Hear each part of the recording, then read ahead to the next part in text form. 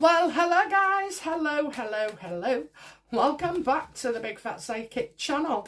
I'm so pleased to be reading again for you today. So we're going to ask about Tom Bradby,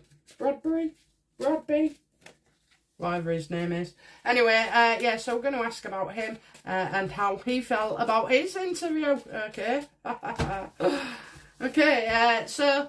You know, this will be more interesting, actually, because Tom did have a relationship with William. So we'll ask her about that in this reading as well. So what did Tom, how did Tom feel about Harry during the interview? Now, don't forget, Tom Bradby saw him 4 years ago when he did an interview. So it'll be a difference, you know, what does a difference 4 years make? I mean, I think they've still been in touch. So let's have a look. If you get a flavour, a good flavour for Harry from Tom, it's because they've been in touch. So how does Tom feel about Harry after the interview?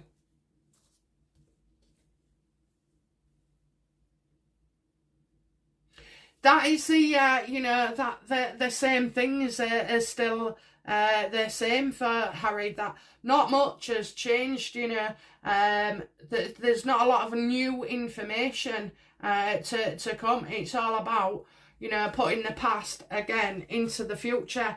But, you know, as the years pass by and you mature somewhat, okay, your feelings at 11-year-old to 21-year-old, to 40-year-old, to 60-year-old, well, they'll all change because there's an element of maturity, but there's still an element of Harry, you know, being quite childlike as well emotionally. I think he talks about his grandmother here with Tom. You know, focusing on relationships, but you know, that's as Tom sees it. That, you know, unfortunately, Harry is still feeling like he did 4 years ago, or even 6.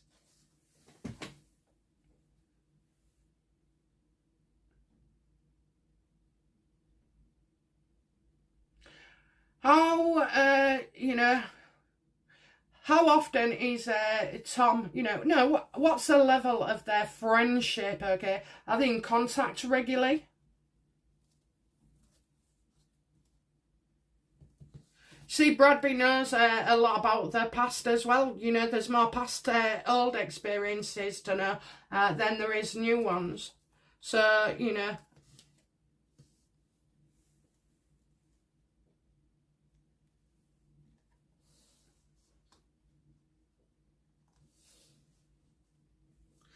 so I believe that Tom Bradby has been, you know, they talk about Diana a lot, okay, so the Empress there. So we're getting, you know, he talks to Tom Bradby about his mother's experience, his mother's, you know, when she was pregnant, and and photos, you know. Harry likes to see photos, so sometimes maybe Bradby, Tom, has been able to give him that.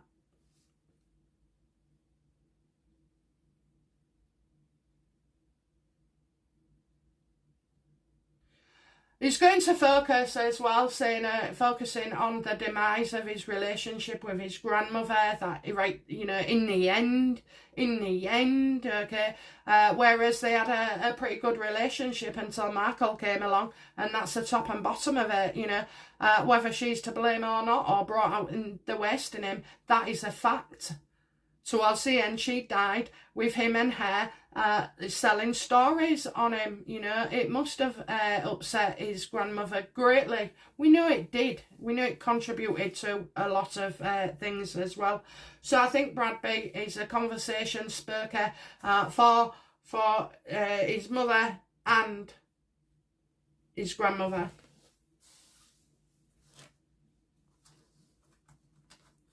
How does you know, Tom feel about Meghan?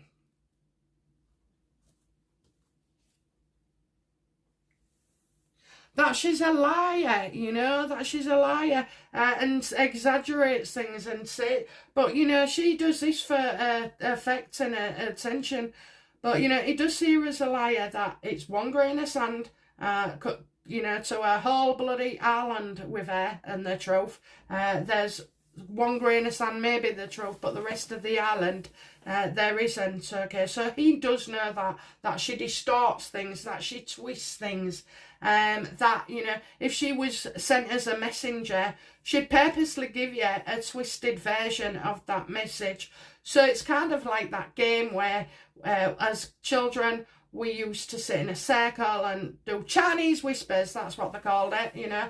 I mean, you'd probably get done for that now. But anyway, Chinese whispers, where you start with one thing, and by the time it gets through to the media, the journalists, the program, the book, you know, it's always changing. It's always changing.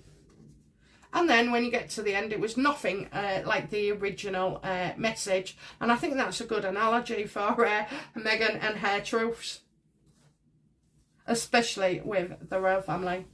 How does Tom feel, you know, about the royal family just being battered all the time by Harry and Meghan? You can see that, you know, it's all about money. They've sold their souls to the devil, and it's all about money now. It's all about it. Mainly Meghan, you know, going forward, putting things forward, saying things, not being truthful. You know, you can clearly see that they're both in it now for money. They're ruled by money. All they think about is money, getting more money. And in a way, you know, that can represent some of us as well. Not as a grand scale, but like I might put things in my Amazon basket, and I might have had, you know, a couple of hours off work or something, and then my husband's done an extra shift, and I've said, oh, can I have some money, please? I want that money to buy this. I mean, it is for the house, or was for the house, so, but, you know, that's a lighter version, so I always try and be careful not to, you know, take the mickey and contribute my fair share.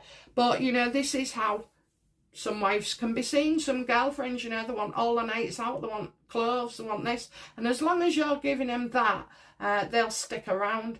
And when you stop, then, you know, they're off to the next wallet.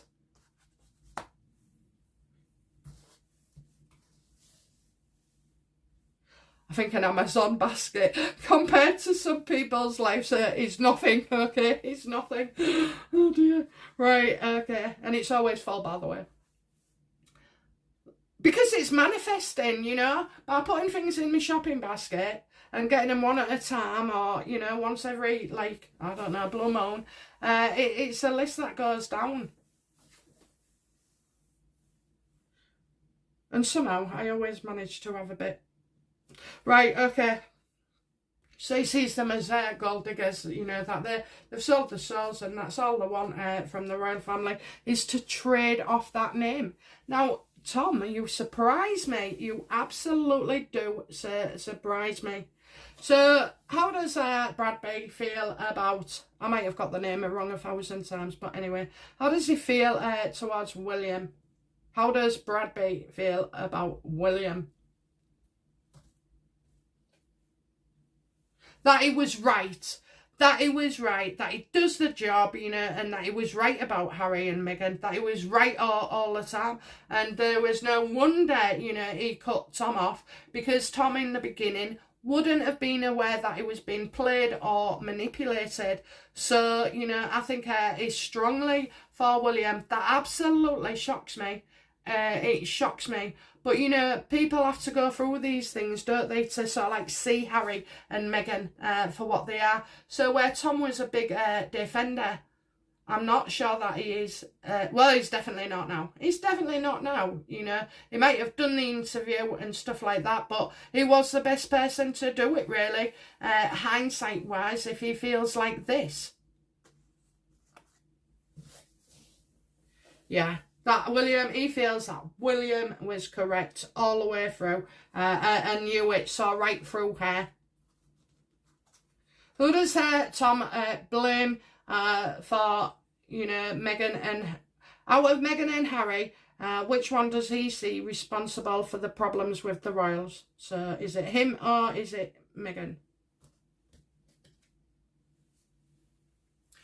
So you can see that, you know, there's no doubt about it that Harry was deeply unhappy. He was unhappy before, he's unhappy now. He'll be forever unhappy. So Tom does see that, and I wonder now that, you know, it's Harry really, because Harry's taking all the pot shots. He's taking instructions from Meghan. So, you know, Harry should have balls. Harry should stand up to her.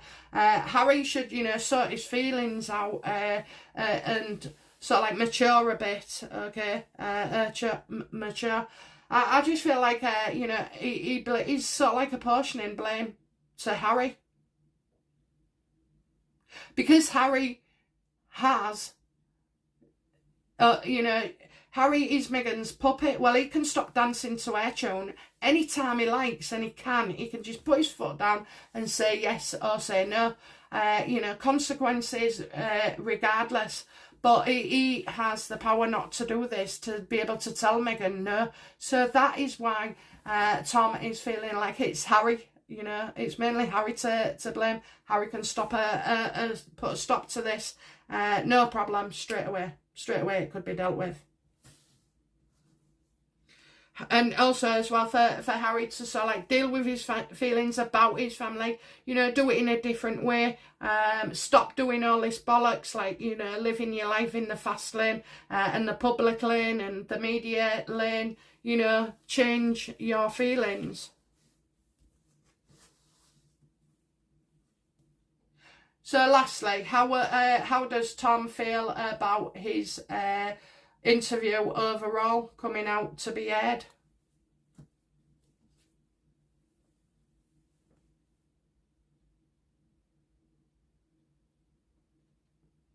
I think he's, you know, Tom Bradby as well has debts to pay, okay? He is irresponsible with money, so he's not so much as a catch financially himself. So he's doing it, but he's umming and ahhing, he's up and down, you know.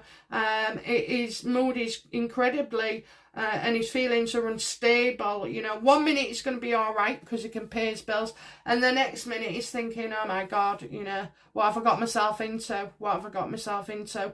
But, you know, Tom Bradby plans previously have not worked out, okay? So I'm getting Tom's plans have not worked out in the past, now, and in the future. Because if you are irresponsible and reckless with money, then you never, unless you learn, you're never going to benefit. You're just going to carry on and lose. I think this is a gamble that Tom has taken, but I also feel like it's not going to come off. It's not going to be the success he wants it to be. I feel like he's not exactly proud of his actions at all in doing this, you know. So it's all right saying that she's a bloody gold digger, but because he's got debts to pay, he feels like it's, you know, it's a different kettle of fish. You know, she's out for money. She married Harry for titles, for glory, for fame, for this. But he sees it as that, well, I've got bills to pay, you know, I've got debts, I need to pay them. So I think, you know, I also feel like something just doesn't go well for Tom in this. It's like something that was planned doesn't go ahead. Okay, so that's that then. So that was, who was it? Tom Bradby and his interview, what he really thought of Harry, okay, and Meghan. Gooder and gooder, and like it about William, like it, love it, love it. But again, we're going to go and do sort of like a reading on William very, very, very soon, okay? Okay, guys, that's it from me. Bye now. Bye-bye.